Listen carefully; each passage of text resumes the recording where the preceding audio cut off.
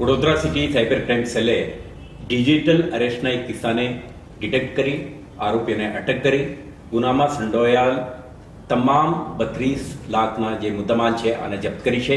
થોડા સમય પહેલા મને કુરિયર કંપનીમાંથી બોમ્બેથી કોલ આવેલો કે તમારા નામથી એક ડ્રગ્સ જઈ રહ્યું છે થાઈલેન્ડ, તો તમે આ કંપનીનો સંપર્ક કરો. અને સંપર્ક કરતા એ લોકોની આખી ગેંગ હતી. જુદા જુદા મને પત્રો મોકલી અને ડિજિટલ એરેસ્ટ ટાઈપ આખું એમણે ઊભું કર્યું અને મને ફરજિયાત એમના એકાઉન્ટમાં પૈસા મોકલવા માટે મજબૂર કર્યો. અને બેંક દ્વારા મારા બધા જ મોટી રકમ એમના એકાઉન્ટમાં મેં જમા કરાવેલી. અને પછી મને થોડો ડાઉટ જાણ્યો, મને લાગ્યો, એટલે મેં પછી સાયબર ક્રાઇમનો સંપર્ક કર્યો વડોદરા. આરોપીને પકડવા બદલ અને મારા ગયેલા પૂરેપૂરા રૂપિયા પરત આપવા બદલ હું ગુજરાત પોલીસ અને વડોદરા શહેર પોલીસ ઉપર ગર્વ અનુભવું છું. આમાંથી 3 લેસન છે આપણા માટે.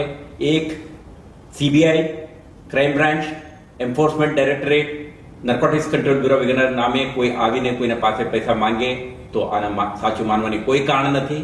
કોઈ અરેસ્ટનું વાત કરે, ડિજિટલ અરેસ્ટ માટે કાયદામાં કોઈ પણ પ્રકારની જોગવાઈ નથી. અને મોબાઈલ ઇન્સ્ટ્રુમેન્ટ તમારા હાથે છે, આ કમ્યુનિકેશનનું સાધન છે, તમે આને સ્વિચ ઓફ કરી શકશો તરત જ. અને નંબરને બ્લોક કરીને સાયબર ક્રાઇમ પોલીસ સ્ટેશનને ઇન્ફોર્મ કરો તો આરોપી સુધી પહોંચવાની આપને સફળતા મળશે.